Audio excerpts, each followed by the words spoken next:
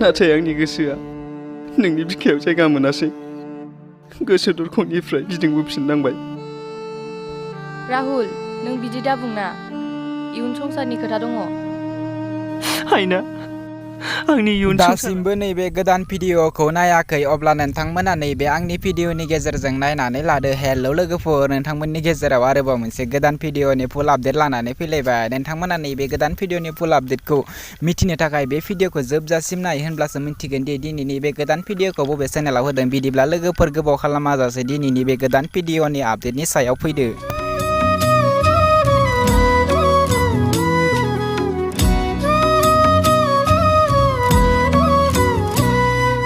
दिनैनि नैबे गोदान भिडिअनि आपडेटनि टाइटेलानो जादों हांमा थाबाय। बियो मोनसे ट्रेजेडि सर्ट मुभि। लोगोफोर, नैबे भिडिअआ जोबोरैनो मोजां जादों आरो बिथांमोना नैबे भिडिअखौ अलरेडि फुल आपल'ड खालामखाबाय। नोंथांमोना दासिमबो नायाखै अब्ला नोंथांमोना बिथांमोननि इउटुब चेनेलाव थांनानै बे गोदान भिडिअखौ नायहैनो हागोन। लोगोफोर, नैबे भिडिअनि कनसेप्ट, स्क्रिप्ट आरो डाइरेक्शनानो जादों सुबर्णा बसुमतारी आरो नैबे भिडिअनि कास्टिंआनो जादों आबुल, प्रीति, अनिल, दैबती। लोगोफोर, नोंथांमोना बिथांमोननि इउटुब चेनेलाव थांनानै बे गोदान भिडिअखौ नायनानै लादो।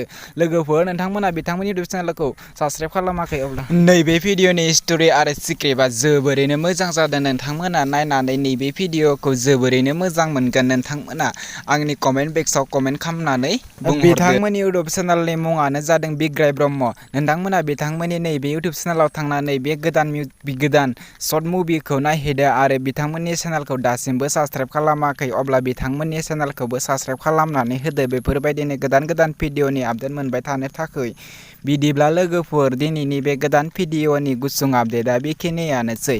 आंनि चेनेलखौबो साबस्क्राइब खालामनानै होदो बेफोरबायदिनो गोदान भिडिअनि आपडेट नोंथांमोना थाबनो मोनबाय थानो थाखाय। लोगोफोर, दिनैनि भिडिअआ बेखिनियानोसै।